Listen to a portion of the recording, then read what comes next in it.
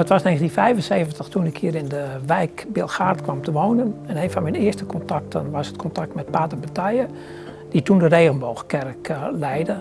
En hij vroeg mij of ik de kerstdiensten op de piano wilde begeleiden. En zo gebeurde het. De Regenboogkerk kenmerkt zich door een organische vorm. En dat is heel opvallend binnen een hele strakke en rationele structuur die de stedenbouwkundige opzet van de wijk Bilgaard kenmerkt.